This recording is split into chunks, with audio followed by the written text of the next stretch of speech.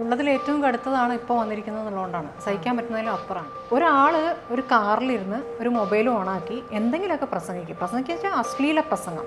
ഈ പറയുന്ന പോലെ ട്രെയിനിൽ എഴുതി വെച്ചിരുന്ന ആൾക്കാരും അതിനേക്കാട്ടപ്പുറം റോഡിൽ പെൺകുട്ടികളെ തുണിപൊക്കി കാണിക്കില്ലേ, അതാണ്. ഒരാളുടെ പേരുള്ള പ്രൊഫൈലിൽ നിന്ന് വരുന്ന കമൻറ്റുകളിൽ ഇത്തരം പേജസ് ന്യൂസിന്നോ ടി വിന്നൊക്കെ ചേർത്ത് വെച്ചിട്ട് പേരുള്ള പേജുകളിൽ നിന്ന് വരുന്ന കമൻറ്റുകളെയും സ്വീകരിക്കുന്നതിൽ ഒരു വ്യത്യാസം ഉണ്ടാവുമല്ലോ. ഇപ്പോൾ ഭാഗ്യലക്ഷ്മി ഒരാളുടെ മുഖത്തടിച്ചല്ലോ, ഞാൻ ആ വീഡിയോ കണ്ടു നോക്കി, മുഖത്തടിക്കല്ല, അവനെ എന്താ ചെയ്യേണ്ടതെന്ന് അറിയില്ല, അത്രയ്ക്ക് കൊടുക്കേണ്ടി വരും, അത്ര വൃത്തിയോടെ പറഞ്ഞുകൊണ്ടിരുന്നത്. എൻ്റെ വീഡിയോ കണ്ടു നോക്കണം കേട്ടോ. അതിൻ്റെ അവസാനം അയാൾ ജയ് ഹിന്ദും ജയ് ശ്രീറാമൊക്കെ വിളിക്കുന്നത് എന്തിനാണാവോ ഇത്രയും വൃത്തിയോട് പറഞ്ഞിട്ട് അവസാനം ദൈവത്തിനെ വിളിക്കുന്നത്? അതിൻ്റെ അവസാനം അയാളുടെ ഒരു മുഖം, അത് കഴിഞ്ഞിട്ടുള്ളൊരു തൃപ്തി ഉണ്ടല്ലോ, ഒരുതരം ഓർഗാസം അനുഭവിക്കുന്നുണ്ട് ഈ വൃത്തിയോട് ചെയ്തിട്ട്. കൂടുതൽ ഗൗരവത്തിൽ പുരുഷൻ്റെ ചർച്ചയെ കാണുകയും സ്ത്രീയുടെ ചർച്ചയ്ക്ക് അത്രയ്ക്ക് അങ്ങോട്ട് ഗൗരവം പോരാന്ന് തോന്നി.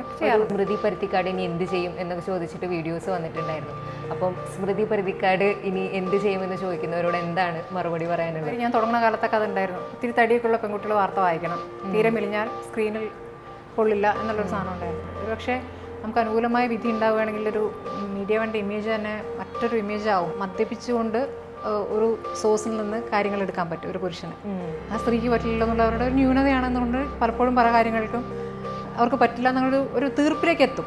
എല്ലാ മേഖലകളിൽ പെട്ട സ്ത്രീകളെയും ഈ രീതിയിൽ അറ്റാക്ക് ചെയ്ത് കഴിഞ്ഞാൽ അവർ മിണ്ടാതിരിക്കും എന്നൊരു തോന്നലാണോ? തേൻകണി, പെൺകണി എന്നൊരു വാക്കുണ്ടല്ലോ, അതിനൊരു പുതിയ വാക്കുണ്ടോ? ആൺകണി എന്ന് പറഞ്ഞിട്ടൊരു വാക്ക് കേട്ടിട്ടില്ലല്ലോ. ആണ് തേനാവില്ലേ?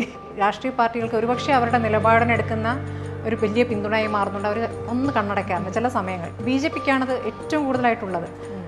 അതുമായി ബന്ധപ്പെട്ട പഠനങ്ങൾ തന്നെ നടന്നിട്ടുണ്ട്. ഇത് പൂർണ്ണമായി അവസാനിക്കുന്ന ഒരു കാലമൊന്നും ഉണ്ടാവില്ല. അങ്ങനൊരു നിരാശയില്ല തൽക്കാലം. ഹായ്, ഡൂൾ ടോക്കിൽ ഇത്തവണ നമ്മളോടൊപ്പം ഉള്ളത് മീഡിയ വണ്ണിൻ്റെ സീനിയർ കോർഡിനേറ്റിംഗ് എഡിറ്ററായിട്ടുള്ള സ്മൃതി പരുത്തിക്കാടാണ്. കഴിഞ്ഞ കുറച്ച് ദിവസങ്ങളായി സ്മൃതിക്കെതിരെ വ്യാപകമായിട്ടുള്ള സൈബർ അറ്റാക്കാണ് സോഷ്യൽ മീഡിയയിലെ വിവിധ സ്പേസുകളിൽ നിന്നും നടന്നുകൊണ്ടിരിക്കുന്നത്.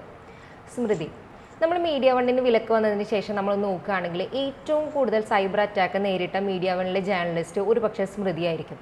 സ്മൃതിക്കെതിരെ വന്ന സൈബർ അറ്റാക്കിൻ്റെ ഒരു സ്വഭാവം നമ്മൾ പരിശോധിക്കുമ്പോൾ കാണാൻ സാധിക്കുന്നത് അതിൽ വിമർശനങ്ങളോനേക്കാളെല്ലാം കൂടുതലായിട്ട് വരുന്നത് കടുത്ത ലൈംഗിക അധിക്ഷേപവും വിദ്വേഷവുമാണ്. അതിനുശേഷം ആ ദിവസങ്ങളിൽ സ്മൃതി ഒരു മാധ്യമത്തിന് നൽകിയ പ്രതികരണത്തിൽ ഞാൻ വായിച്ചത്, സാധാരണ സ്മൃതിക്കെതിരെ ഇത്തരത്തിൽ സ്മൃതിയുടെ ഏതെങ്കിലും പോസ്റ്റുകളിലോ അല്ലെങ്കിൽ സ്മൃതി മുൻപ് ചെയ്ത വാർത്തകളിലോ മറ്റോ ഇത്തരത്തിലുള്ള ഒരുപാട് ലൈംഗിക അധിക്ഷേപം കമൻറ്റുകളും വരാറുണ്ട്, അതിനങ്ങനെ അങ്ങ് തള്ളിക്കളയുകയാണ് ചെയ്യാറെന്ന് പറഞ്ഞു. പക്ഷേ ഇപ്രാവശ്യം സ്മൃതി പ്രതികരിക്കണം എന്ന് തീരുമാനിക്കുകയായിരുന്നു എന്ന് പറഞ്ഞു. എന്താണ് ആ മുൻപ് വന്ന ഒരു കമൻറ്റുകളിൽ നിന്ന് ഇപ്പം നടന്ന ഈ ഒരു സൈബർ അറ്റാക്കിന് ഒരു പ്രതികരിക്കണം എന്ന് തോന്നാൻ സ്മൃതിക്ക് കാരണമായിട്ടുള്ള ഘടകം? ഉള്ളതിൽ ഏറ്റവും കടുത്തതാണ് ഇപ്പോൾ വന്നിരിക്കുന്നത് എന്നുള്ളതുകൊണ്ടാണ് സഹിക്കാൻ പറ്റുന്നതിലും അപ്പുറമാണ്. മറ്റേതും സഹിക്കാൻ പറ്റിയിട്ടല്ല, ചിലത് അവഗണിച്ച് പോകാം എന്നുള്ളൊരു തീരുമാനം ഉണ്ടായിരുന്നു. ഞാൻ ഈ പറഞ്ഞ പോലെ നേരത്തെ സോഷ്യൽ മീഡിയയിൽ അത്ര സജീവമായിട്ടുള്ള ആളല്ല. പിന്നെ വാർത്തകൾ കാണാനും ഇപ്പോൾ എന്താണ് ആളുകൾ ചർച്ച ചെയ്യുന്നത് കാണാനും വേണ്ടിയിട്ടാണ് പൊതുവെ നോക്കാറ്. ഞാനുമായി ബന്ധപ്പെട്ടിപ്പോൾ സോഷ്യൽ മീഡിയ വരാറ് നമ്മൾ ചർച്ച ചെയ്യുന്നതിൻ്റെ ഏതെങ്കിലും ഭാഗം കട്ട് ചെയ്ത് നമ്മൾ തന്നെ കൊടുക്കുന്നതായിരിക്കുമല്ലോ. അതിന് താഴെ വരുന്ന കമൻറ്റുകൾ ആ ചർച്ചയുമായി ബന്ധപ്പെട്ടോ അല്ലെങ്കിൽ അത് രാഷ്ട്രീയമായി നമ്മളെ വിമർശിക്കലോ അങ്ങനെയൊന്നും ആയിരിക്കില്ല, മറ്റെന്തെങ്കിലും വൃത്തികേടും അശ്ലീലവും പറഞ്ഞിട്ടായിരിക്കും. പിന്നെ ഇടയ്ക്കൊക്കെ നോക്കാറുണ്ട്, ഇടയ്ക്ക് മൈൻഡ് ചെയ്യാതെ കളയും. പിന്നെ ഇത് അവഗണിച്ചാൽ അവഗണനയാണ് ഏറ്റവും നല്ലത് എന്ന് വിചാരിച്ചിട്ട് അങ്ങനെ കളയുകയായിരുന്നു. പക്ഷേ ഇതിപ്പോൾ അതിൻ്റെ എല്ലാ പരിധികളും ലംഘിച്ചുകൊണ്ട് അസഹനീയമായ രീതിയിലായിരിക്കുന്നു. അപ്പോൾ മീഡിയ വണ്ണിനെ വിലക്കിയത് തന്നെ എന്തുകൊണ്ടാണെന്ന് നമുക്കറിയാം. ഇപ്പോൾ രാഷ്ട്രീയമായി അഭിപ്രായ വ്യത്യാസങ്ങൾ പ്രകടിപ്പിക്കുന്ന ഒരുപാട് ചാനലുകളുണ്ട്, പല വിഷയങ്ങളിലും അല്ലേ ശക്തമായി പ്രതികരിക്കുന്ന പല ചാനലുകളുണ്ട്. പക്ഷേ മീഡിയ വൺ എന്താണ് എന്നുള്ളത് അതിൻ്റെ സ്വത്വത്തെ തന്നെയാണ് ചോദ്യം ചെയ്യുന്നത്. അങ്ങനെയുള്ളവർ വേണ്ട എന്നുള്ളൊരു തീരുമാനത്തിൽ നിന്നാണ് ഈ ഒരു തീരുമാനം തന്നെ ഉണ്ടായിരിക്കുന്നത്, ഈ വിലക്ക് വന്നിരിക്കുന്നത്.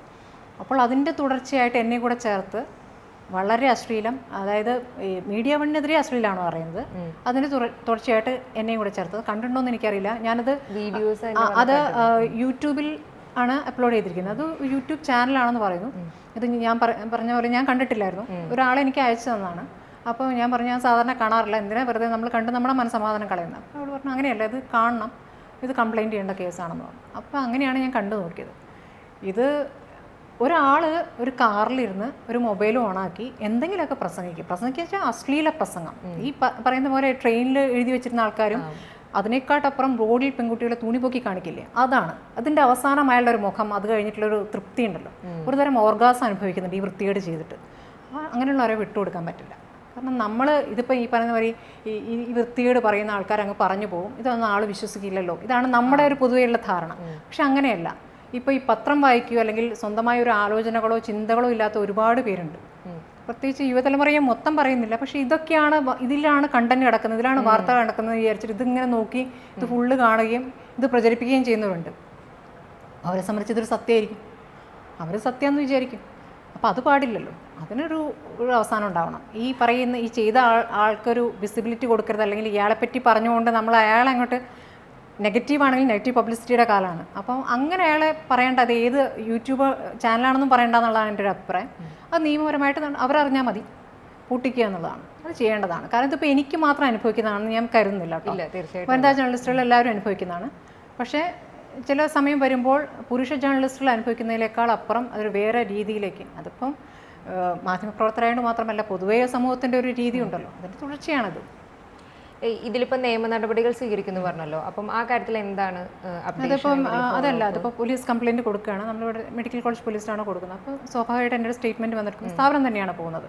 അതിപ്പോൾ ഞാൻ തന്നെയായിട്ട് പോകേണ്ട കാര്യമില്ല, സ്ഥാപനത്തെ പറഞ്ഞ് അതിൻ്റെ എക്സ്റ്റൻഷനായിട്ടാണ് എനിക്കെതിരെ വൃത്തിയോട് പറയുന്നത്. അപ്പോൾ അതങ്ങനെ ചെയ്യും. ഇപ്പം സ്മൃതി നേരത്തെ ഇപ്പോൾ പറഞ്ഞപ്പോൾ പറഞ്ഞു, ഇത്തരം സാധനങ്ങളിൽ വരുന്ന ഇത്തരം അല്ലെങ്കിൽ എന്താ പറയുക സോഷ്യൽ മീഡിയ സ്പേസിൽ വരുന്ന സാധനത്തിൽ നമ്മൾ മുൻപ് വിചാരിച്ചത് ആരും ഇതിനൊരു സത്യമായിട്ടൊന്നും വിചാരിക്കില്ല എന്നാണ്. അപ്പോൾ ആ പോയിന്റ് പറഞ്ഞപ്പോൾ എനിക്ക് തോന്നിയൊരു കാര്യം എന്ന് പറഞ്ഞാൽ ഇപ്പം നമ്മൾ ചിലത് ജസ്റ്റ് ഒരു യൂട്യൂബ് ചാനലോ സോഷ്യൽ മീഡിയ പേജസോ ആയിരിക്കും, അതിൻ്റെ പേരിൻ്റെ കൂടെ ന്യൂസ് അല്ലെങ്കിൽ TV എന്നുള്ള ടേംസ് വെക്കുന്നുണ്ട്.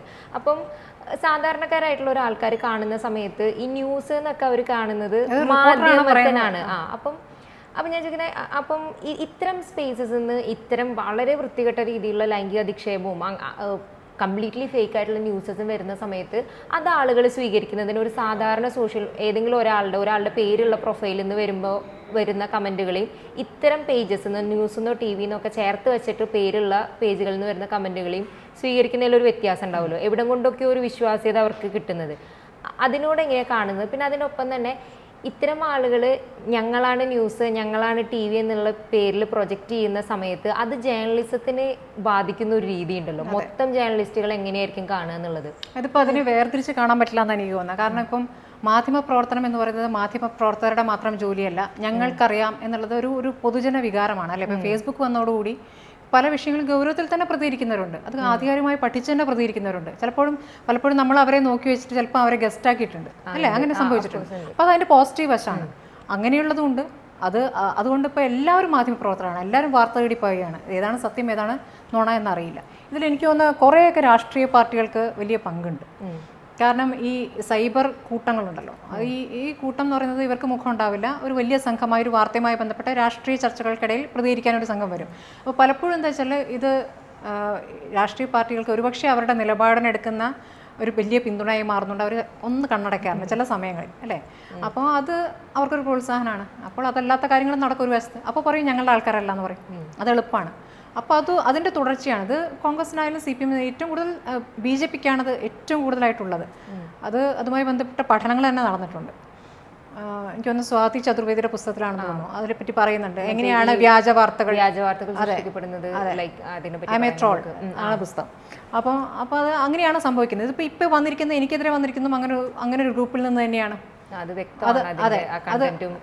അത് ന്യൂസ് എന്ന മട്ടിൽ പറയുകയാണ്. അപ്പോൾ ഇങ്ങനെയുള്ളവരെയാണ് വിലക്കേണ്ടത്. ഇങ്ങനെയുള്ളവർ വിലക്കാൻ പറ്റുന്നില്ല എന്നുള്ളതും സർക്കാരിന് എന്തൊക്കെ ചെയ്യാൻ പറ്റും. പലപ്പോഴും ഈ പറഞ്ഞ മാതിരി സ്ത്രീകളെ അബ്യൂസ് ചെയ്യുന്ന കമൻറ്റ്സ് വരുമ്പോൾ ഭയങ്കര സാങ്കേതികത്വം പറയാറ്, അവരെ പിടിക്കുന്നതിനും നമുക്കത് അറിയേണ്ട കാര്യമില്ല, അതിൽ നടപടിയാണ് നമ്മൾ പ്രതീക്ഷിക്കുന്നത്. ഭയങ്കര ടെക്നിക്കാലിറ്റീസ് ആണ്. ഇതിൽ എന്താണ് സംഭവിക്കാന്ന് അറിയില്ല, നമുക്ക് നോക്കാം. മറുപടി കിട്ടണം, അക്കൗണ്ടിൽ നിന്ന് കിട്ടണം, അങ്ങനത്തെ കാര്യങ്ങൾ. നമ്മൾ സംസാരിച്ച് തുടങ്ങിയ സമയത്ത് തന്നെ സ്മൃതി പറയണ്ടായിരുന്നു, ഇത് മാധ്യമപ്രവർത്തകർക്ക് മാത്രമല്ല, വിസിബിലിറ്റി കിട്ടുന്ന ഏതൊരു സ്ത്രീക്കെതിരെയും, അത് മാധ്യമപ്രവർത്തനമാവാം, രാഷ്ട്രീയമാവാം, അല്ലെങ്കിൽ സോഷ്യൽ മീഡിയയിൽ സംസാരിക്കുന്ന സ്ത്രീകളായിരിക്കാം, ഏതും സാമൂഹ്യ പ്രവർത്തകരായിരിക്കാം, ഇവരൊക്കെ പല മേഖലകളിൽ പല രീതിയിൽ നിലപാടെടുക്കുന്നവരാണ്, പല രാഷ്ട്രീയ കാഴ്ചപ്പാടുകളുള്ളവരാണ്. പക്ഷെ ഇവരുടെയൊക്കെ ഒരു കാര്യം തോന്നി, ഇവർക്ക് ഏതെങ്കിലും ഇതിൽ നിലപാടുണ്ട്, ഇവർ തുറന്ന് സംസാരിക്കുന്നവരാണ്, ഇവർക്കൊരു വിസിബിലിറ്റി ഉണ്ട്. അങ്ങനെയുള്ള സ്ത്രീകൾ വരുന്ന സമയത്ത് അവർ ചെയ്ത ഏതെങ്കിലും കാര്യത്തോടുള്ള എതിർപ്പ് ഒരിക്കലും ആ പെർട്ടിക്കുലർ ആക്ഷനെ കണക്റ്റഡ് ആയിരിക്കില്ല. അപ്പോൾ ഇവരുടെ ശരീരഭാഗങ്ങൾ, ഇവരുടെ കുറെ ലൈംഗിക ബന്ധങ്ങൾ, ഇതൊക്കെ വെച്ചിട്ടായിരിക്കും പ്രൈവറ്റ് ലൈഫ് എങ്ങനെയായിരുന്നു, മുമ്പ് എങ്ങനെയായിരുന്നു, അതൊക്കെ വെച്ചിട്ട്. അപ്പം അത് കേരളത്തില് നമ്മളൊരു സാക്ഷരതയും അങ്ങനെയൊക്കെ പറയുന്ന ഒരു സ്പേസസിൽ നിരന്തരമായിട്ട് ഇത് നടക്കുന്നുണ്ട്. അപ്പം എല്ലാ മേഖലകളിൽ പെട്ട സ്ത്രീകളെയും ഈ രീതിയിൽ അറ്റാക്ക് ചെയ്ത് കഴിഞ്ഞാൽ അവർ മിണ്ടാതിരിക്കും എന്നൊരു തോന്നലാണോ ഇത്തരം അറ്റാക്കുകൾക്ക് പിറകില്? മിണ്ടാതിരിക്കുന്നുള്ള തോന്നലായിരിക്കും. പിന്നെ നേരിട്ട് പറയാൻ പറ്റാത്തതിൻ്റെ ആ ഒരു ബുദ്ധിമുട്ട് ഇതിലങ്ങ് തീർക്കുകയാണ്. നേരിട്ട് കമന്റ് ചെയ്യാൻ പറ്റാത്തതിന്റെ ബുദ്ധിമുട്ടത്തിൽ തീർക്കണം. കുറച്ചൊരു ആശ്വാസമാണ് ഇത്. എൻ്റെ വീഡിയോ കണ്ടു നോക്കണം കേട്ടോ. അതിന്റെ അവസാനം അയാൾക്കൊരു ആശ്വാസമുണ്ട്. അതിന്റെ അവസാനം അയാൾ ജയ് ഹിന്ദും ജയ് ശ്രീരാമൊക്കെ വിളിക്കുന്നത് എന്തിനാണാവോ? ഇത്രയും വൃത്തിയോട് പറഞ്ഞിട്ട് അവസാനം ദൈവത്തിനെ വിളിക്കുന്നത് മനസ്സിലാവണില്ല. അപ്പം അങ്ങനെയുള്ളവരുണ്ട്. ഇതിപ്പോൾ ഞാൻ പറയുന്നത് നടപടിയിലേക്ക് കടക്കാൻ സർക്കാരുകൾ തയ്യാറാണ്. പോലീസ് സംവിധാനം പെട്ടെന്ന് ആക്ട് ചെയ്യുന്നെന്ന് തോന്നിക്കഴിഞ്ഞാൽ കുറച്ചെങ്കിലും ഒരു പേടി വരണം അല്ലേ. ഇന്ന കാര്യത്തിൽ ആക്ട് ചെയ്തു എന്നുള്ള സംഭവം വന്നു കഴിഞ്ഞാൽ ഒരുപക്ഷെ അത് ശരിയായിരിക്കും. ഇപ്പോൾ ഭാഗ്യലക്ഷ്മി ഒരാളുടെ മുഖത്തടിച്ചല്ലോ, ഞാൻ ആ വീഡിയോ കണ്ടു നോക്കി. മുഖത്തടിക്കല്ല, അവനെ എന്താ ചെയ്യേണ്ടതെന്ന് അറിയില്ല. അത്രയ്ക്ക് കൊടുക്കേണ്ടി വരും. അത്ര വൃത്തിയോടാണ് പറഞ്ഞുകൊണ്ടിരുന്നത്. അത്രയല്ലേ അവർ ചെയ്തുള്ളൂ. പിന്നെ അവർക്കെതിരെ കേസ് വേറെ കൊടുക്കുന്നു. അതൊരു പൊല്ലാപ്പാണ്. ആത്യന്തികമായി ഈ പൊല്ലാപ്പിൽ പെടുന്നതിന് നമുക്ക് അങ്ങ് വിട്ടുകളയാന്നുള്ളതുകൊണ്ടാണ് പൊതുവേ സ്ത്രീകൾ അങ്ങ് ഒഴിവാക്കി പോകുന്നത്. ചിലരങ്ങോട്ട് പോരാടം നിശ്ചയിച്ച് അങ്ങോട്ട് ഇറങ്ങുകയും ചെയ്യും. അപ്പം നമുക്ക് വേറൊരു പണിയും കൂടെ ഇതിൻ്റെ ഗൗരവത്തിൽ വേറെ കൊണ്ടുപോകുന്നതുകൊണ്ട് അങ്ങനെ പോകണമെന്ന് നിങ്ങളൊരു രണ്ടാമത് ആലോചിക്കും. പക്ഷെ ഇതിപ്പോൾ വേണമെന്നുള്ള തീരുമാനം തന്നെയാണ്. ഞാൻ വേറൊരു കാര്യം ചോദിക്കാമെന്ന് തോന്നിയത്, ഇപ്പം സ്മൃതി ഒരുപാട് നാളായിട്ട് ചാനൽ ചർച്ചകൾ ലീഡ് ചെയ്തുകൊണ്ടിരിക്കുന്ന ഒരു വ്യക്തിയാണ്. ഒരു പൊതുവെ സൊസൈറ്റിക്ക് ജേർണലിസ്റ്റുകളൊക്കെ ആവുമ്പം പുരുഷന്മാരൊരു ചാനൽ ചർച്ച ലീഡ് ചെയ്യുന്നതും അവർ പറയുന്ന പോയിന്റുകൾ എടുക്കുന്ന രീതിയും സ്ത്രീകൾ ഒരു ചാനൽ ചർച്ച ലീഡ് ചെയ്തിട്ട് അല്ലെങ്കിൽ ഒരു മാധ്യമപ്രവർത്തക പറയുമ്പം അതിനെ സ്വീകരിക്കുന്ന രീതിയും അവർക്ക് കിട്ടുന്ന ഒരു ക്രെഡിബിലിറ്റിയിൽ എപ്പോഴെങ്കിലും ഭയങ്കര വ്യത്യാസം ഉണ്ടെന്ന് തോന്നിയിട്ടുണ്ടോ? അത് അങ്ങനെയാണ്. പൊതു സമൂഹം ആ രീതി തന്നെയാണ് കാണുന്നത്. കൂടുതൽ ഗൗരവത്തിൽ പുരുഷന്റെ ചർച്ചയെ കാണുകയും സ്ത്രീയുടെ ചർച്ചയ്ക്ക് അത്രയ്ക്ക് അങ്ങോട്ട് ഗൗരവം പോരാന്ന് തോന്നി ചെയ്യാറുണ്ട്. സോഫ്റ്റ് കണ്ടന്റ് കൊടുക്കുകയാണ് നല്ലത് എന്നുള്ള. അതെ, നമ്മൾ സോഫ്റ്റ് കണ്ടന്റ് എല്ലാം എടുക്കാറ് അല്ല. പക്ഷേ അതിന്റെ വിമർശനങ്ങൾ വരുന്നത് നമ്മൾ സോഫ്റ്റ് കണ്ടന്റ് എടുക്കണം എന്ന് ആരും പറയുന്നില്ല കേട്ടോ. പക്ഷേ അവർ വിമർശനം വരുന്നത് ഇതൊക്കെ താങ്ങൂന്നുള്ള മട്ടിലാണ്. അതൊക്കെ ഉണ്ടാവാറുണ്ട്. അപ്പം അത് പറഞ്ഞപ്പം ഇതിപ്പോൾ നമ്മൾ കൂടുതലായിട്ടും പറഞ്ഞത് ഈ വാർത്തകൾ കാണുന്ന പ്രേക്ഷകരെ കുറിച്ചും അല്ലെങ്കിൽ ഒരു പൊതുസമൂഹത്തെ കുറിച്ചാണ്. എനിക്ക് ചോദിക്കാനുള്ളത് ന്യൂസ് റൂമുകളെ കുറിച്ചും കൂടിയാണ്. അതായത് കേരളത്തിലോ അല്ലെങ്കിൽ മൊത്തം മാധ്യമ ലോകത്തിൽ ന്യൂസ് റൂമുകളിൽ വേണ്ടത്ര സ്ത്രീ പ്രാതിനിധ്യം അല്ലെങ്കിൽ ജെൻഡർ സ്ത്രീ പ്രാതിനിധ്യം ഇപ്പം എന്നുള്ളൊരു കാര്യത്തിൽ എന്ന് പറഞ്ഞാൽ പൊസിഷൻസ് അടക്കമാണ് ഞാൻ പറയുന്നത്. ഏതെങ്കിലും ഒരു പൊസിഷനിൽ കുറേ സ്ത്രീകളുള്ളത് മാത്രമല്ല, അതും കുറവായിരിക്കും. അപ്പം ജെൻഡർ ഈക്വാലിറ്റി അല്ലെങ്കിൽ ജെൻഡർ ന്യൂട്രൽ ആയിട്ട് കാര്യങ്ങൾ കാണേണ്ട രീതി, ടേംസ് യൂസ് ചെയ്യേണ്ടത്, അങ്ങനെ എത്രമാത്രം ന്യൂസ് റൂമുകൾ തന്നെ വളർന്നിട്ടുണ്ട്? അതൊരു വിഷയം തന്നെയാണ്. വളരെ പതുക്കെയാണ് ആ മാറ്റം, വളരെ പതുക്കെയാണ്. ഇപ്പം ഞാൻ തുടങ്ങുന്ന കാലത്തൊക്കെ ഇപ്പോൾ റിപ്പോർട്ടിങ്ങിലാണെങ്കിൽ തന്നെ ഇപ്പോൾ ഒരു മദ്യപാന സദസ്സിൽ പോയി അല്ലെങ്കിൽ മദ്യപിച്ചുകൊണ്ട് ഒരു സോഴ്സിൽ നിന്ന് കാര്യങ്ങൾ എടുക്കാൻ പറ്റും ഒരു പുരുഷന്. ആ സ്ത്രീക്ക് പറ്റില്ല എന്നുള്ളവരുടെ ഒരു ന്യൂനതയാണെന്നുകൊണ്ട് പലപ്പോഴും പല കാര്യങ്ങൾക്കും അവർക്ക് പറ്റില്ല എന്നുള്ള ഒരു തീർപ്പിലേക്ക് എത്തും. അങ്ങനെ ഒരു കാലമായിരുന്നു. അതൊക്കെ മാറി ഇപ്പം അതിൽ അങ്ങനെയൊന്നും വേണ്ടതില്ല. ഇപ്പോൾ സ്ത്രീകൾ ഇടിച്ചു കയറുന്നുണ്ട്, എത്ര വാർത്തകൾ ബ്രേക്ക് ചെയ്തിട്ടുണ്ട്. അപ്പോൾ അങ്ങനെ ഇപ്പം ന്യൂസ് റൂമിനകത്ത് പെണ്ണായതുകൊണ്ട് ചെയ്യേണ്ട എന്ന് പറയുന്ന ആ ഒരു കാലം കഴിഞ്ഞു കേട്ടോ. എണ്ണം കുറവായിരിക്കും, പക്ഷേ ഈക്വലി തന്നെയാണ് പരിഗണിക്കുന്നതാണ് ഞാൻ മനസ്സിലാക്കുന്നത്. അതൊരു വളരെ കുറച്ചായിട്ടുള്ള ഒരു മാറ്റം വന്നിട്ടുണ്ട് എന്തായാലും. ഏതെങ്കിലും രീതിയിലുള്ള മാറ്റങ്ങൾ ന്യൂസ് റൂമുകൾക്ക് തന്നെ അങ്ങനെ സ്റ്റാർട്ട് ചെയ്ത് വെക്കാൻ തോന്നുന്നതുണ്ട് എന്ന് തോന്നിയിട്ടുണ്ടോ? കുറച്ചുകൂടെ ഈ ഒരു പ്രോസസ്സ് കുറച്ചുകൂടെ ഫാസ്റ്റ് ആക്കാൻ വേണ്ടിയിട്ട്? ഇല്ല, നമ്മളിപ്പം നമുക്ക് ഫീൽ ചെയ്യുന്ന കാര്യം നമ്മൾ അപ്പം തന്നെ പറയാന്നുള്ളതാണ്. അപ്പം അത് അവർക്ക് പെട്ടെന്ന് സ്ട്രൈക്ക് ചെയ്യുമ്പോൾ അത് മാറ്റേണ്ടതാണല്ലോ എന്ന് തീരുമാനം എടുക്കുകയും ചെയ്യും. പലപ്പോഴും അങ്ങനെ ഉണ്ടായിട്ടുണ്ട്. ഇപ്പോൾ പല വിഷയങ്ങളിലും ഈ പറഞ്ഞ പോലെ പല ടേംസ് ഉണ്ടല്ലോ. തേൻകണി, പെൺകണി എന്നൊരു വാക്കുണ്ടല്ലോ. അതിനൊരു പുതിയ വാക്കുണ്ട്. ആൺകണി എന്ന് പറഞ്ഞിട്ടൊരു വാക്ക് കേട്ടിട്ടില്ലല്ലോ. ആണ് തേനാവില്ലേ? അപ്പോൾ അതെന്താ മനസ്സിലാവില്ല. അപ്പോൾ അതൊരു പുതിയ ടേം കണ്ടുപിടിക്കണം. അത് ഞാൻ തന്നെ ആവശ്യപ്പെട്ടിട്ടുണ്ട് പലപ്പോഴും. പല ന്യൂസ് റൂമുകൾ ഉപയോഗിക്കുന്നത്. മാതൃഭൂമിയിൽ അത് മാറ്റിയിരുന്നു, ഇവിടെ അത് മാറ്റുമായിരിക്കും. ഞാനത് വാർത്തയിൽ ഇതുവരെ അങ്ങനെ ഒരു വാർത്ത പോയില്ല, പക്ഷെ ഞാനവിടെ പറഞ്ഞിരുന്നു അങ്ങനെ ഒരു സാധനം മാറ്റേണ്ടതല്ലേ. അതുപോലെ നമ്മൾ ശ്രദ്ധിച്ച് നമുക്ക് മാത്രം ഫീൽ ചെയ്യുന്നൊരു കാര്യമുണ്ട്, സ്ത്രീകൾക്ക് മാത്രം. അതെന്തിനാണ് അങ്ങനെ പറയുന്നത്, അത് മാറ്റേണ്ടതല്ലേ. അതുപോലെ ബലാത്സംഗം, മാനഭംഗം എന്നുള്ളതൊക്കെ ഒരുവിധം എല്ലാവരും മാറ്റിക്കഴിഞ്ഞു. വളരെ കുറച്ച് പേരേ ഉള്ളൂ മാനഭംഗത്തിൽ നിൽക്കുന്നത്. അങ്ങനെ കുറെ മാറ്റമുണ്ട്. അതെ, അതൊക്കെ മാറി മാറ്റങ്ങൾ വരുന്നുണ്ട്. അത് ബോധപൂർവ്വം നമ്മൾ തന്നെ ശ്രമിച്ചാൽ അവർ എതിർപ്പ് കാണിക്കുന്നുമില്ല. എന്നുവെച്ചാൽ നമ്മുടെ കൂടെ വർക്ക് ചെയ്യുന്ന പുരുഷന്മാർക്ക് അങ്ങനെ വലിയ എതിർപ്പ് അതിനകത്തില്ല. ആ തരത്തിലൊക്കെ വലിയ മാറ്റം വന്നിട്ടുണ്ട്. ഈ സ്ത്രീകളായിട്ടുള്ള മാധ്യമപ്രവർത്തകരുടെ കാര്യം പറയുന്ന സമയത്ത് പലപ്പോഴും പറയുന്നതാണ് ഈ സൊസൈറ്റി വെച്ചിട്ടുള്ള ചില സ്റ്റാൻഡേർഡുകൾ ഉണ്ടല്ലോ ബ്യൂട്ടിക്ക്, ആ ബ്യൂട്ടി സ്റ്റാൻഡേർഡ്സിൽ പറ്റുന്നവരെയാണ് പൊതുവെ ഈ വിഷ്വൽ മീഡിയയിൽ എപ്പോഴും പരിഗണിക്കുക. മറ്റുള്ളവർക്ക് അങ്ങനെ ഒരു അക്സെപ്റ്റൻസ് കിട്ടില്ല. അത് ഒരു സമയത്തിൽ നിന്ന് അത് മാറി വരുന്നതായിട്ടുമുണ്ട്. അപ്പം അങ്ങനെയുള്ളൊരു സമയത്ത് എന്ന് പറഞ്ഞാൽ സ്ത്രീ ഇത്രയും നേരത്തെ നമ്മൾ പറഞ്ഞല്ലോ ഗൗരവമായിട്ടൊരു കാര്യം പറയുന്ന സമയത്ത് പോലും അവരുടെ ഒരു സൗന്ദര്യവും കാര്യങ്ങളും അതിലേക്ക് ചർച്ചയെ കൊണ്ടുപോവുക, അല്ലെങ്കിൽ അവരുടെ കംപ്ലീറ്റ് ആയിട്ടുള്ള അവരുടെ മെറിറ്റിനെ മുഴുവൻ അവരുടെ ഭംഗിയിലേക്ക് ചേർക്കാൻ. രണ്ട് ആസ്പെക്റ്റും ഉണ്ടാവും. ഇത്തരം എന്താ പറയുക, നമ്മളുടെ ഒരു നിറത്തിനെയൊക്കെ സംബന്ധിച്ച് ആളുകൾക്ക് ഒരു വരാനുള്ള ബുദ്ധിമുട്ടുണ്ട്. അതേസമയം ഇവിടെ എത്തിയ സ്ത്രീകളെ അവരുടെ ഒരു ശരീരത്തിന്റെ ഭംഗിയോട് മാത്രം കണക്ട് ചെയ്തിട്ട് നിർത്തുന്ന ഒരു രീതിയുണ്ട്. അത് ആ ഒരു രീതി ന്യൂസ് റൂമുകളിൽ എങ്ങനെയാണ് ഫീൽ ചെയ്തിട്ടുണ്ട്? അത് ഈ പറഞ്ഞ മാതിരി ഞാൻ തുടങ്ങുന്ന കാലത്തൊക്കെ അതുണ്ടായിരുന്നു. ഇത്തിരി തടിയൊക്കെയുള്ള പെൺകുട്ടികൾ വാർത്ത വായിക്കണം, തീരെ മെലിഞ്ഞാൽ സ്ക്രീനിൽ കൊള്ളില്ല എന്നുള്ളൊരു സാധനം ഉണ്ടായിരുന്നു. ഈ പറഞ്ഞ മാതിരി സൗന്ദര്യം ഒരു ഘടകം തന്നെയാണ്. അത് സ്വാഭാവികമായിട്ടും പ്രേക്ഷകനെ ആകർഷിക്കുക എന്നുള്ളതാണല്ലോ കോൺസെപ്റ്റ്. അപ്പോൾ പ്രേക്ഷകനെ ആകർഷിക്കുന്ന ആരെങ്കിലും വേണം. അത് പുരുഷന്റെ കാര്യത്തിൽ സൗന്ദര്യമല്ല, നല്ല ഉറച്ച ശബ്ദം, പുരുഷത്വം എന്ന് പറയുന്ന പൗരുഷം എന്നുള്ളൊരു സാധനം. അപ്പം അതിന് തമ്മിലുള്ള വ്യത്യാസം ഉണ്ടായിരുന്നു. പക്ഷെ ഇപ്പം എനിക്ക് തോന്നുന്നു നാഷണൽ മീഡിയയെക്കാളും മലയാളം മീഡിയ കാര്യത്തിൽ മാറിയിട്ടുണ്ട്. സൗന്ദര്യം ഒരു ഘടകമാക്കേണ്ടതില്ല, അതല്ല അതിനപ്പുറമുള്ള കഴിവുകളാണ്. കുറച്ചുകൂടി ഒരു വിസിബിലിറ്റി നാഷണൽ മീഡിയയെക്കാളും മാറിയിട്ടുണ്ട്. ഡിഫറെന്റ് ആയിട്ടുള്ള ഒരു സ്കിൻ കളറിലും ടോൺസിലും ഹെയറിലും ഒക്കെ വരുന്ന ആൾക്കാർക്ക് അതിനകത്തൊരു കാര്യമുണ്ട് കേട്ടോ. നമ്മുടെ ഇവിടെ അതുമായി ബന്ധപ്പെട്ട് കൂടുതൽ ചർച്ചകളും നടക്കുന്നുണ്ട്. അതുകൊണ്ടും കൂടി ആയിരിക്കാം ഈ പറഞ്ഞ ഒരു പോസിറ്റീവായുള്ള കാര്യങ്ങൾ കൂടി പറയണമല്ലോ. നമ്മൾ മലയാളത്തിലെ ആ കാര്യത്തിൽ സ്ത്രീകൾ തന്നെ മുന്നിട്ടിറങ്ങിയിട്ടാണ് വനിതാ ഗ്രൂപ്പുകളിലൊക്കെ ആ തരത്തിൽ വലിയ ചർച്ച നടത്തുകയും ആ ചർച്ചയുടെ ഭാഗമായിട്ടുള്ള മാറ്റങ്ങളാണെന്നാണ് ഞാൻ കരുതുന്നത്. ഇനി സ്മൃതിയുടെ കരിയറിനെ റിലേറ്റഡ് ചോദിക്കാൻ വേണ്ടിയിട്ട്, അപ്പം സ്മൃതി ഒരു കൈരളി തൊട്ട് മാധ്യമ ലോകത്ത് ഇങ്ങനെ വരുന്ന ഒരാളാണ്. അപ്പം നീണ്ടൊരു കരിയറാണിത്. അപ്പം ഈ ഒരു കരിയറിന് ഒരു പക്ഷേ എനിക്ക് തോന്നുന്നു ഒരു വളരെ ക്രൂഷ്യൽ ആയിട്ടുള്ള ഒരു സ്റ്റേജിലാണ് ടെലിവിഷൻ ഇതിൽ നിൽക്കുമ്പോൾ സ്മൃതി ഇപ്പം എത്തി നിൽക്കുന്നത്.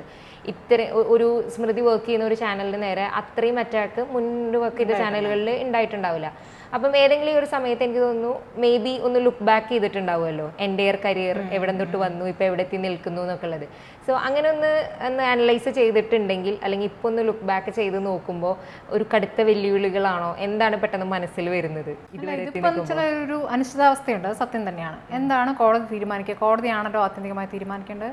പിന്നെ പല വിധികളും നമ്മൾ പ്രതീക്ഷിക്കാതെ വന്ന വിധികളൊക്കെ നമ്മൾ നിരാശപ്പെടുത്തിയിട്ടുണ്ട്. ഹൈക്കോടതിയിൽ നിന്ന് തന്നെ മുമ്പ് വന്ന പല വിധികളും. ഒരു സുപ്രീം കോടതിയിലാണ് ആത്യന്തികമായിട്ട് നമ്മൾ പ്രതീക്ഷ വെക്കുന്നത്. ഞാൻ ഈ കോടതിയിൽ നിൽക്കുന്ന കാര്യം കൊണ്ട് കൂടുതലായിട്ട് പറയുന്നില്ല, പക്ഷെ അതിലൊരു പ്രതീക്ഷയുണ്ട്. ഈ നേരത്തെയുള്ള ഓരോ കാലത്തും ഓരോ തരം പ്രതിസന്ധികളാണ്. ചില സമയത്ത് ചാനലുമായി ബന്ധപ്പെട്ട സാമ്പത്തിക പ്രതിസന്ധി ആയിരിക്കും, ചില സമയത്ത് അതിൻ്റെ രാഷ്ട്രീയമായി ബന്ധപ്പെട്ട നമ്മുടെ പ്രതിസന്ധി ആയിരിക്കും. നമ്മൾ എങ്ങനെ അത് അനുഭവിക്കുന്നുണ്ട് നമ്മുടെ തികച്ചും വ്യക്തിപരമായിട്ടായിരിക്കും. ഞാൻ അനുഭവിക്കുന്ന പോലെ ആയിരിക്കും എന്നല്ല ആ ചാനൽ മറ്റൊരാൾ അനുഭവിക്കുക, അങ്ങനെയുണ്ടല്ലോ. അങ്ങനെയുള്ള പ്രതിസന്ധികൾ എനിക്കുണ്ടായിട്ടുണ്ട് കേട്ടോ, അത് കയ്യിൽ മുതൽ തന്നെ ഉണ്ടായിട്ടുണ്ട്. പക്ഷേ ഇത് ഈ പറഞ്ഞ മാതിരി ഒരു പുതിയ അനുഭവം തന്നെയാണ്. ഏതായാലും നോക്കാം എന്നുള്ളൊരു ധൈര്യമൊക്കെ ഇവിടെ എല്ലാവർക്കും ഉണ്ട്. നമുക്ക് നോക്കാം, നമ്മൾ ഒരുമിച്ചാണെന്ന് വെച്ചാൽ നമ്മുടെ സ്ഥാപനം മാത്രമല്ല ഒരുമിച്ച്. നമുക്കറിയാം ഇതിപ്പോൾ എത്രത്തോളം പിന്തുണ, പ്രതീക്ഷിക്കാത്ത പിന്തുണ എല്ലാ ഭാഗത്തു നിന്നും ഉണ്ടായിട്ടുണ്ട്. രാഷ്ട്രീയ പാർട്ടികളായാലും ദേശീയ മാധ്യമങ്ങളായാലും പ്രധാനപ്പെട്ട അഭിഭാഷകരായാലും വലിയ രീതിയിൽ പത്രങ്ങളിൽ അല്ലേ മുഖപ്രസംഗങ്ങൾ എഴുതുന്നു. അപ്പോൾ ആ ഒരു പിന്തുണ ഒരു വലിയ ധൈര്യം നൽകുന്നുണ്ട്. ഒരു പക്ഷേ നമുക്ക് അനുകൂലമായ വിധി ഉണ്ടാവുകയാണെങ്കിൽ ഒരു മീഡിയ വണ്ടി ഇമേജ് തന്നെ മറ്റൊരു ഇമേജ് ആവും അല്ലേ, ഒരു വലിയൊരു വിഷയം അതിനെ മറികടന്നു എന്നുള്ളതും ആ രീതിയിലേക്ക് ഒരു വലിയ വ്യത്യാസം വരുത്തുന്നതിൻ്റെ ഭാഗമാകുന്നു എന്നുള്ളൊരു അഭിമാനം കൂടി ഉണ്ട്. ഇപ്പം ഈ വിലക്കിനെ പറ്റി തന്നെ നമ്മൾ പറയുന്ന സമയത്ത് മൊത്തത്തിൽ ഇന്ത്യയിലെ മാധ്യമ ലോകം അല്ലെങ്കിൽ വേൾഡിൽ തന്നെ ഒരുപാട് പ്രതിസന്ധികൾ മാധ്യമപ്രവർത്തകർ നേരിടുന്നുണ്ട്. അത് ഒരു ഭരിക്കുന്ന സർക്കാരിൽ നിന്നുള്ള ഭീഷണികളുണ്ട്, പൊതുജനങ്ങളുടെ മുമ്പിൽ നിരന്തരം ക്രെഡിബിലിറ്റി ക്വസ്റ്റ്യൻ ചെയ്യപ്പെടുന്ന അവസ്ഥയുണ്ട്, ഒന്നും റിപ്പോർട്ട് ചെയ്യാൻ പറ്റാതാകുന്ന അവസ്ഥയുണ്ട്, കോവിഡ് പോലെ മറ്റൊരു വലിയ ഭീഷണി നിലനിൽക്കുന്നുണ്ട്. അപ്പം പ്രത്യേകിച്ച് ഇന്ത്യയിൽ നോക്കുമ്പോൾ പ്രസ് ഫ്രീഡത്തിലൊക്കെ ഇന്ത്യയുടെ നില പരിതാപകരമായിട്ട് താഴോട്ട് പോയിക്കൊണ്ടിരിക്കുകയാണ്, വളരെ താഴെയാണ്. അത് ഓരോ വർഷം കഴിയുന്തോറും ഭയപ്പെടുത്തും വിധം താഴ്ന്നുകൊണ്ടിരിക്കും. കഴിഞ്ഞ അടുത്ത കാലത്ത് വന്നൊരു റിപ്പോർട്ടിൽ എത്ര മാധ്യമപ്രവർത്തകരുടെ എണ്ണത്തിൽ വരെ അത്രയും കുറവാണ് ഉണ്ടായിരിക്കുന്നത്. അപ്പം ഇത്രയും വർഷം വർക്ക് ചെയ്തിട്ടുള്ള ഈ ഫീൽഡിൽ നിന്നിട്ടുള്ള ആളെന്നുള്ള നിലയ്ക്ക് ഇന്ത്യയിൽ ഇപ്പം മാധ്യമ ലോകം നേരിടുന്ന പ്രതിസന്ധികളെ എങ്ങനെയാണ് വിലയിരുത്തുന്നത്? ഏതെങ്കിലും രീതിയിലൊരു ഹോപ്പ്ഫുൾ കാണുന്നുണ്ടോ? എവിടെയെങ്കിലും ഒരു പ്രതീക്ഷ കാണുന്നുണ്ടോ? അല്ല, എന്താ വെച്ചാൽ ഈ പ്രതിസന്ധി ഇപ്പോൾ കുറച്ച് വർഷങ്ങളായി നമുക്ക് ഒരേ തരത്തിലുള്ള പ്രതിസന്ധി തുടരുന്നുണ്ട്. ഏത് തരം വാർത്തകളെയാണ് തടയപ്പെടുന്നത് നമുക്കറിയാം. പക്ഷേ അത് കൊടുക്കുന്നവർ അത് ഏതെങ്കിലും വിധേനയൊക്കെ കൊടുക്കുന്നുണ്ട് അല്ലേ. പിന്നെ ലോകം അറിയുന്നുണ്ട് എന്താണ് ഇവിടെ സംഭവിക്കുന്നത്. അപ്പം അതൊരു തുടർച്ചയുണ്ടാവും. അത് പല രീതിയിൽ ഏതെങ്കിലും ഭാഗത്തു കൂടെയൊക്കെ അതങ്ങനെ പുറത്ത് വന്നുകൊണ്ടേയിരിക്കും. നമ്മുടെ ജോലി അതാണല്ലോ. ഇവിടെ ഒരാൾക്ക് പറ്റില്ലെങ്കിൽ അപ്പുറത്ത് മറ്റൊരാൾ കൊടുക്കും, അത് തുടരും. അതിനെ എതിർക്കുന്നതും അതേപോലെ ശക്തമായ ഒരു ഭാഗമായിട്ട് നിൽക്കുകയും ചെയ്യും. അത് തടസ്സങ്ങളൊക്കെ ഉണ്ടാവും, അതിനെ മറികടന്നുകൊണ്ട് ഇത് പൂർണ്ണമായി അവസാനിക്കുന്ന ഒരു കാലമൊന്നും ഉണ്ടാവില്ല. അങ്ങനൊരു നിരാശയില്ല തൽക്കാലം. അവസാനമായിട്ട് ചോദിക്കാനുള്ളത്, ഇപ്പം സ്മൃതി ഇപ്പം മീഡിയ വണ്ടി വിലക്കിനും ഇതിനൊക്കെ ശേഷം വന്ന പല വീഡിയോകളുടെയും ഹെഡിങ് എന്ന് പറയുന്നത് സ്മൃതി പരുത്തിക്കാട് ഇനി എന്ത് ചെയ്യും എന്നൊക്കെ ചോദിച്ചിട്ട് വീഡിയോസ് വന്നിട്ടുണ്ടായിരുന്നു. അപ്പം സ്മൃതി പരുത്തിക്കാട് ഇനി എന്ത് ചെയ്യുമെന്ന് ചോദിക്കുന്നവരോട് എന്താണ് മറുപടി പറയാനുള്ളത്? ഞാൻ മാധ്യമപ്രവർത്തനം തുടരും. എന്നെക്കുറിച്ചുള്ള ആശങ്കയല്ല ആ തലക്കെട്ടിന് വീഴുന്ന അറിയാമല്ലോ. അപ്പോൾ അത് ആ ഒരു തലക്കെട്ട് കിടക്കട്ടെ എന്നുള്ളതുകൊണ്ടാണ്. ഞാനിപ്പോൾ വന്നിട്ട് 1 മാസം ആയതുകൊണ്ടായിരിക്കും എന്നെ തന്നെ പ്രത്യേകിച്ച് ഇങ്ങനെ എടുത്ത് പറയുന്നത്. ശരിയാണ്, ഞാൻ ഈ 1 മാസം ആയപ്പോൾ ശരിക്കും പറഞ്ഞാൽ ഞെട്ടിപ്പോയിട്ടുണ്ട്. ഈ ഒരു സംഭവം എല്ലാവരെയും ബാധിച്ച പോലെ തന്നെ എന്നെയും ബാധിച്ചിട്ടുണ്ട്. പക്ഷേ നമ്മൾ ഈ പറയുന്ന പോലെ അവസാനം വരെ പോരാടുക. അത് കഴിഞ്ഞാൽ നമുക്ക് എന്താ ചെയ്യാൻ പറ്റുക വെച്ചാൽ ചെയ്യുക. ഈ പണി തന്നെ ഉള്ളൂ അവസാനം വരെ. Okay, thank you so much ഇത്രയും സമയം നമ്മളോട് സംസാരിച്ചതിന്. Thank you.